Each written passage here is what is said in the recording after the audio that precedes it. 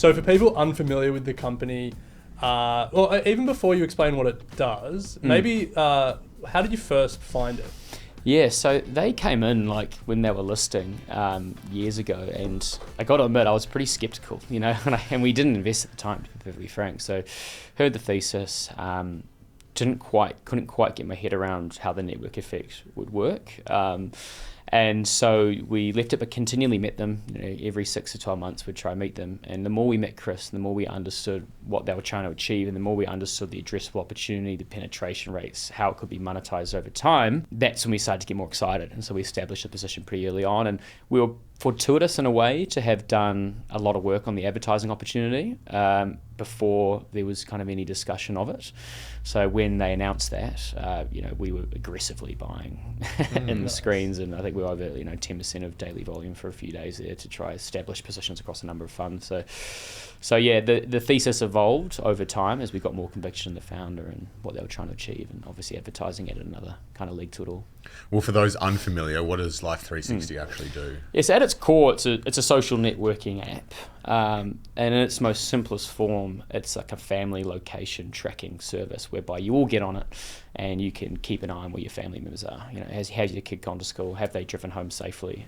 You know, where's my wife? You know, etc. Where's my mate? So on and so forth. And they do it in a much better way than like your Find My's and things like that. So it's a much better experience, but that's free, right? So you can just use that for free. Now, if you subscribe, your functionality increases materially. You know, you get driver reports, you get instant ambulances called out to you, things like this. You get insurance, you get scam protection, etc. So it becomes this kind of like family safety product, and in this kind of increasingly anxious world in a way, and an increasingly digitized world, people want that peace of mind. And you know, the crazy thing was, you saw in COVID, like their MAUs didn't. Their paying subscribers didn't go down, you know, despite everyone being at home. Yeah, where are you? So like, bedroom, kitchen. So that's what it does in its simplest form, and it's like a top 10 app in over 50 countries globally. So it's massive. Wow. It's massive. It's got about 80 million monthly active users now, and they're continually layering on functionality to the product. And now, obviously, there's the advertising opportunity. So about 10% of their customers subscribe. So the actual monetization penetration is like 3, but there's generally 3 to 4 people per circle. So it's about 10% of their customers are paying customers, and so there's a vast majority that are essentially using the product as a freemium service. So now all of a sudden you can technically monetize that person via an advertising offering, where some of the greatest businesses are just advertising businesses. Like Facebook is just an advertising business effectively. So yeah, we think that's really interesting and exciting, and de-risks other parts of the thesis really. It's been a pretty incredible story, but on some metrics, on today's numbers, it looks quite expensive. So how do you think about the opportunity of holding strong and seeing where it can go versus taking profits and, you know, taking the win? It's the kind of key thing you're always debating when you have a business like this that is, you know, relatively difficult to value in the very near term and is done very well. So what we focus on are what are the things that we think drive value in this business over the medium term, especially with an under-penetrated and arguably under monetized product really. And so we kind of keep a keen focus on those, and are those moving in the right direction? And those would be things such as, you know, monthly active users, particularly in the US, because that's where the advertising opportunity is most valuable. What they're doing on the advertising infrastructure side of things. Are they building it out? Do they have the right team members in place, and so on and so forth? And are they layering functionality onto the app?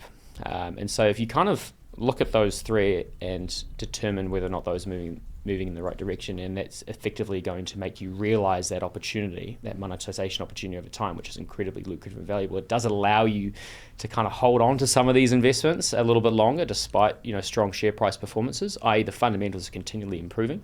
No, but we do manage it, you know. So we do take profits, you know, as and when we've got a kind of a sense of where we think the valuation is in the near term, and when it runs above that, you know, we're happy to chip it out, and we do that across our whole fund. And likewise, when it dropped to below $17, Liberation Day, mayhem, you know, we bought.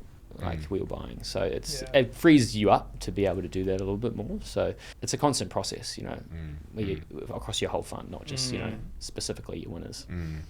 How do you think about the competitive set? Like we mentioned Apple there. If Apple were just to turn around and say, we actually just want to improve Find My Friends, it's on all the iPhones. Facebook says we want a similar feature. Like how do you see that competitive advantage? Well, that's your left tail risk. I'm not going to sit here and pretend that that's not a huge risk to the business. You know what I mean? Like, so let's not pretend that wouldn't be a challenge to how well they could drive adoption of their product over time, because naturally, Apple would be an incredibly formidable competitor. Now, there are a lot of apps that Apple don't disintermediate. There's the vast majority of them that don't. They've got privacy issues that they're constantly battling. They've got, a significantly valuable empire that they're trying to protect, and they're constantly in anti-privacy litigation. So, look, we don't necessarily think it's going to be a strong focus of theirs. Obviously, Life360 is global and it's platform agnostic, which is significant. We think they're going to continue to layer on that functionality, and that's a key thing to watch for, because the more you layer onto it, the more customers want to use it, because it's got more functionality and the more engagement it has, and then you get less churn on the backside, so you get more people, which allows you to invest more into products and layering on. So it's kind of circular in a way that it becomes harder to disrupt the more functionality and the more engagement they have in the app, and the bigger the customer base, the more insights they can drive, which allow people to deliver eventually, presumably, software over their app, and it becomes more of a platform play. So it is, in a way, it diminishes as the product becomes more successful, but it's never something to discount, and that's why you see it be very volatile around Apple events. When there's like the last Apple event last year, I think it was down like 10-15% or something. I'm probably got the number wrong, but it was down significantly on the back of Apple coming out with Apple Intelligence. They changed the terms and conditions, and everyone freaked out. So it's keep an eye on it. Nice.